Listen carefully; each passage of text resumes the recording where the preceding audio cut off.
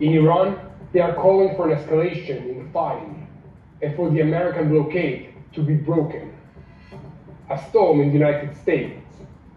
Iran is threatening Melania Trump's life. A video published in Iran features extraordinary incitement to harm the First Lady of the United States of America. And I'm not joking, the Revolutionary Guard are issuing an unusual threat and calling on unknown individuals to harm the wife of the United States President Donald Trump. So, are we on the way to renewing the Memorandum of Understanding or to resuming the war? Today, the framework being advanced for the reopening of the Strait of Hormuz was revealed. The negotiations and the sudden calm have brought down the oil prices, which plunged by more than 8%, reaching their lowest level in more than a week. But while the... Wow, right? Capital W-O-W, exclamation point, into infinity. Wow. A reported threat on the First Lady of the United States. Have you heard it? Have you heard it? Been doing my due diligence the last few days and, excuse me, it don't look good.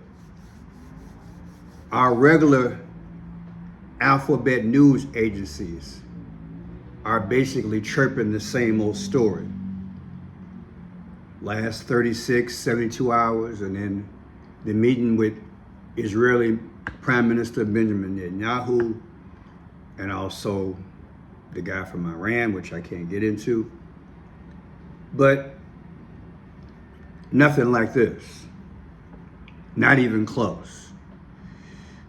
I did a brief video where I touched on it the other day that Trump paused for the cause. Get Iran to kind of think about what's really going on. Yet, when you hear this type of disturbing information from a guy who, from my research, has boots on the ground, it gave me pause. I mean, sometimes you don't know what's really going on. When I first started as a budding journalist, I was young in the game. Then I met a few people who kind of pulled my ear and say, young man, let me tell you something. A lot of the news from America doesn't get overseas the way it's said in America.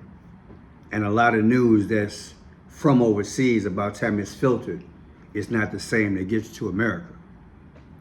So I've always speculated and tried to figure out, how do you really get the truth? Sometimes you don't. But I'm not surprised to hear this type of news, you see, because we did hear something a few months ago that it was Trump's daughter that was targeted. And we have heard more and more in detail that the Ayatollah Khomeini lost a few relatives in the February 28th, 2026, what was that? The Operation Epic Fury. Well, you know, they say payback is what it is. You can't set a timetable on it. You can't set a time clock by it. It was on July 9th, which was 19 days ago. Iranians finally said the last goodbye to the former religious leader, Ayatollah Khomeini. They might have said goodbye in terms of a funeral, but he would never be forgotten. And I have since then, and even before then, said that revenge was coming. But again, to hear something like this at the First Lady, that they could be targeting her, people, if this is true, I am sure that Trump and the armed forces, they don't want us to know. They do not want us to know. They do not want us to even think about something that could get to that point. I'll have to do some more research and I'm sure you will as well. You can put it in the chat if you heard anything.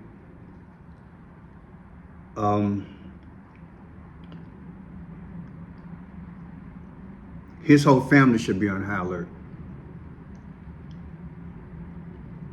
for years, maybe even a decade.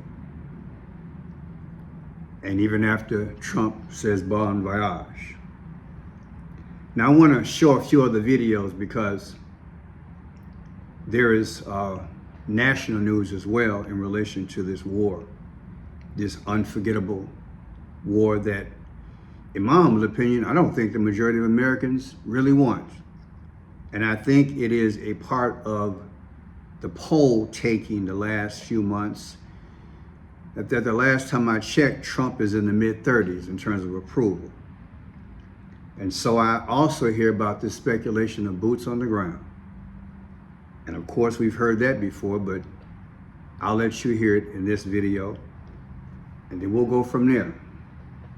And keep in mind, is that done to finish the job? Or is this another way of trying to make his poll numbers and acceptability go up as we go toward the New World Order?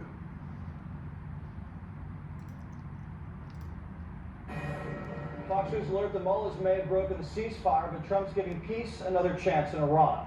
After dropping bombs for 2 straight weeks, the president's taking his finger off the trigger. The bombing campaign was a major success. CENTCOM Commander Admiral Brad Cooper told Trump we're out of targets to hit along the coastline. And since we sent our B-1 bombers to redecorate, the mullahs are playing ball for now. Iran took a beating over the last 14 days, and they asked us very nicely, please stop, let's meet. And that's what we are right now. See what happens. If we don't make a deal, we go back to the same thing. The markets are liking it. A barrel of sweet crude dropped over 9%. But the peace is tenuous. Trump told Axios he's ready for strong military action if negotiations fail. So the mullahs better put pen to paper. 47 wants a deal done fast, or not at all. If they string us along like they have been, Trump sees it as nothing gained, nothing lost. And we'll just go right back to bombing. He never wanted his finger off the trigger. The president likes the daily attacks. He believes that sometimes you have to kill a few chickens to scare the monkeys. More firepower arrives in theater every night. Something big could be happening. It's also acting as a staging operation for the U.S. military. Each and every night there are cargo planes landing in the region with ammunition and supplies. Some of those supplies are for defense and others for offense. But the bottom line here, the Trump administration is poised if the president decides to launch this large-scale campaign against Iran in the days or weeks ahead. Now Trump's drawing up the most sophisticated operation in history. The mission? Snatch Iran's enriched uranium right out of their nuclear facilities. The targets are locked. We could also be going into Pickaxe Mountain, Maduro style. Thousands of special operation forces would be sent out on a seek and destroy mission. Secure a perimeter, dig out the tunnels, navigate the booby traps, and pull out the centrifuges. Special operation forces could include SEAL Team 6 Silver Squadron and... You've also probably heard, like I have heard, that Iran has done some shuffling around, that they have moved this rich uranium. Why would they not? Why would they not have it in multiple places? What I'm looking at is that Trump is making announcements. As you make announcements, they strategically make moves. Rich uranium shuffled around. And I'm sorry, people, but I don't believe everything that comes out of Trump's mouth.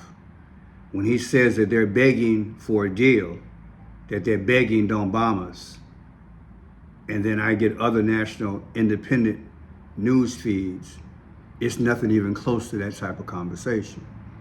So is it that he's selling, or is it the truth? I think the truth of the matter is that the 5Ds are at work. There is a goal toward destruction. I'm gonna say it again.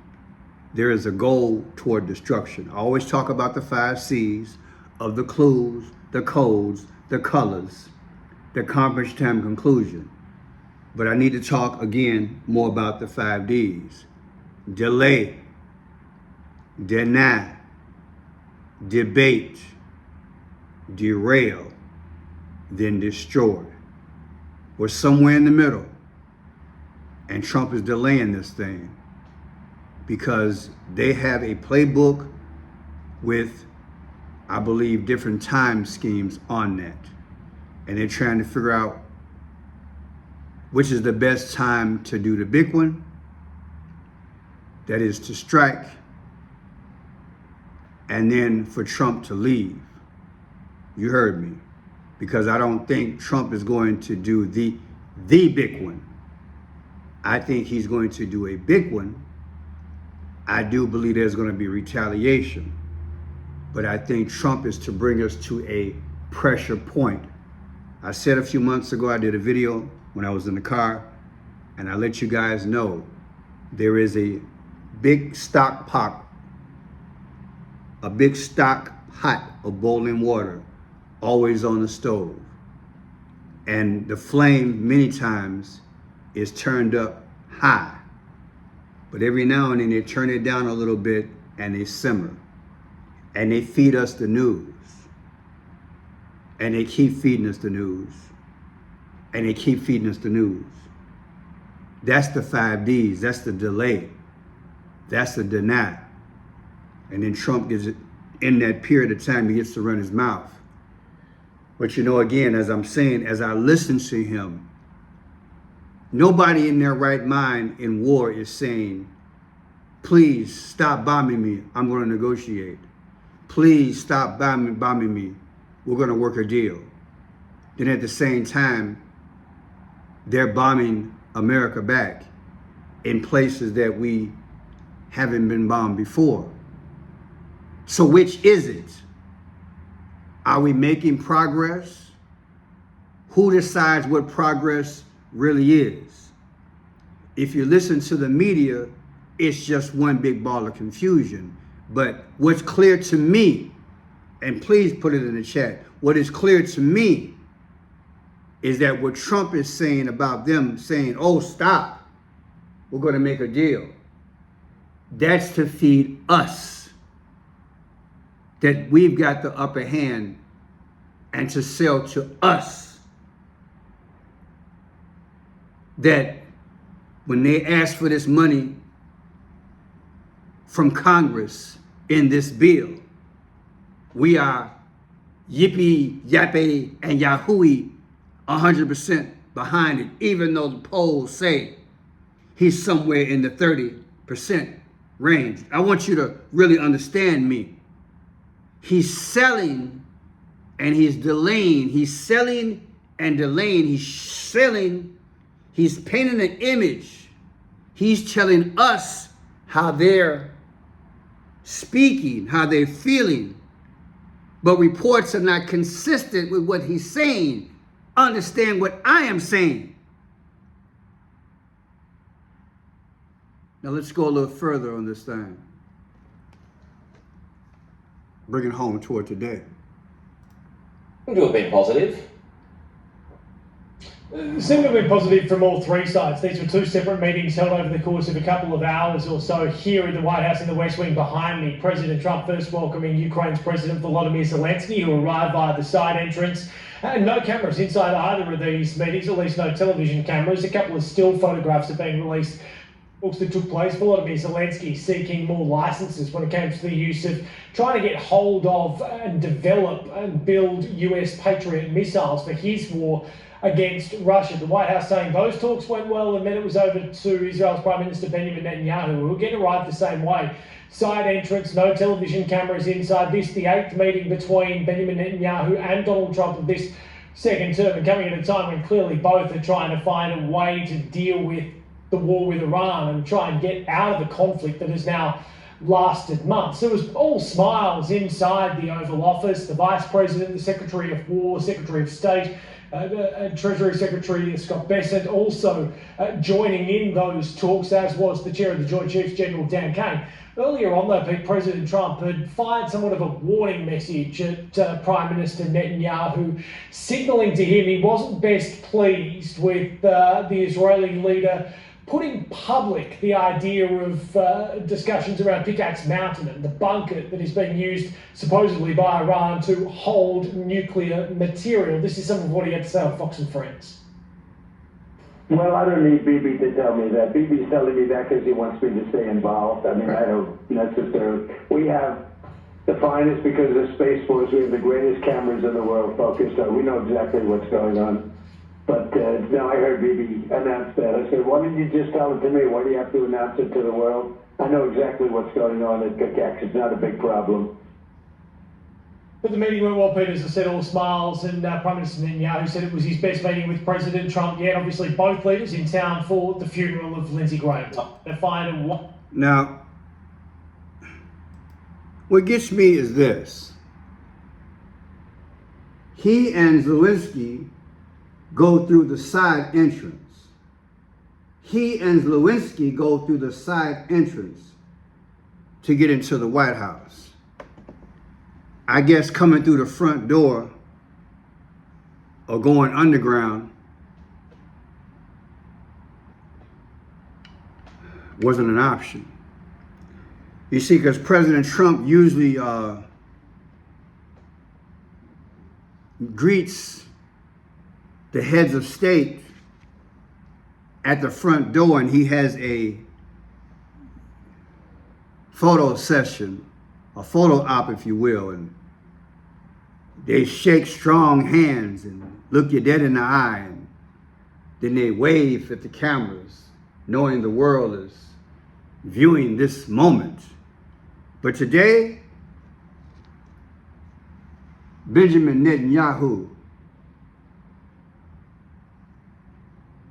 is that Bibi?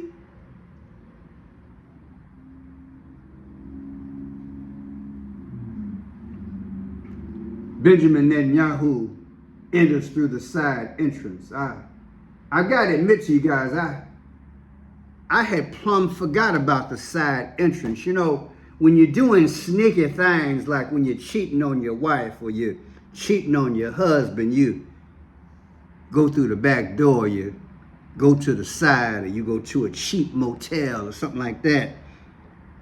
So, was this a sneaky move, or is this a speaking without speaking moment? Because, you know, I started off with the first video about this report about Iran and the First Lady of the United States. Did this intel, it's been a while since I've used my British accent, so did this intel show itself, did it sprout legs and walk, that even Zelensky and the Prime Minister of Israel were both notified that you should not come through the front door, but you should enter through the side. Don't say much, just smile through the bars. Oh, you're really not locked up, but you are on high guard. But you know, people, I stumbled upon a lady who has been called a hawk, and she thinks we should finish the job. And I want to know, are you in agreement with her? Make a deal. I think of you as a hawk. You appear frequently on this program, and I think you want the president to finish the job quickly, militarily, if not now. That's your position, is it? I think, Stuart, that the only way that the United States is going to end this conflict on terms that are good for the American people is to finish the job. And what I mean by that, Stuart, is to expand the military operation to go after the IRGC, and that means that you're going to have different target sets than what we just saw over the last couple of weeks that Admiral Cooper had picked out, specifically targeting what they were doing in the Strait of Hormuz. Do you think yes. the president is talking to President Netanyahu today about maybe taking out the Revolutionary Guards with the help of Israel? I certainly think that that is what President Trump should be talking about this with Bibi Netanyahu. We have had our most success in this military operations when the United States is working very closely wing to wing with the Israelis. So I think that that is our best opportunity moving forward. And Stuart, you know, when people say, but what about the midterms? I always say, look, the best things for the United States in the long term is to wrest the control of the Strait away from the Iranians. That's good for economics, good policy, good strategy makes for good politics. And the sooner we do this with the Israelis, I think the better it will be for all of us. Rebecca? To wrestle the Strait of Hormuz away from the Iranians. To wrestle the Strait of Hormuz away from the Iranians. Now, no disrespect, because she is the expert, been on this channel for a while, back and forth as a guest. With that type of advice, did she or other experts on her level pull and tug at the ear and the heart of President Trump and say, look, if and when you're thinking about teaming up with Israel and Bibi, you know, the one who went through the side door, you've got to consider the Strait of Hormuz, that it might be something in the future that you might have to wrestle. Did I put enough grit into it? That you have to wrestle it away from them in case there is an invasion by you in that region. It makes me wonder about this strategy because, see, when you talk about war, you got to think about all options. Maybe because we fired so many generals, so many captains, so many naval people, so many experienced people. If you don't know what I'm talking about, just Google how many people who had a history in our armed forces that Trump and Mr. Pete Hegseth X'd out. And now we find ourselves possibly in a situation that did not have to occur. But yet when I hear her as an expert saying we got to now wrestle this thing away. The next time I go shopping, I want to look at that item and I want to think about how the price of it is wrestling with me. And when I pick up the other item, I want to think about this tariffs that Trump, the tariffs that Trump put in place, how I got to wrestle with that price. I'm wrestling with the price of tariffs and the price of an item that went up due to incompetence. But then I read this. Andrew Yang fuels 2028 Kamala Harris presidential rumors. Yang shared that Harris' camp is telling people in California she's preparing for another White House bid, sparking widespread online buzz after her 2024 loss to Donald Trump. Critics mocked the idea with memes, reviving her past gaffes, while others like Mike Novogratz argued Democrats need a fresher face focused on affordability and immigration. Prediction markets give her low odds at 47%. Really? 47 like Trump? Electability. And her team has stayed silent amid no official filings or announcements. The chatter highlights ongoing splits in Democratic strategies 2 years before the 2028 cycle. Have you heard this? Andrew Yang posted this on July 26th. You know, he was a presidential contender at one time. Andrew Yang in the House saying Kamala is coming back, possibly. A fresh face.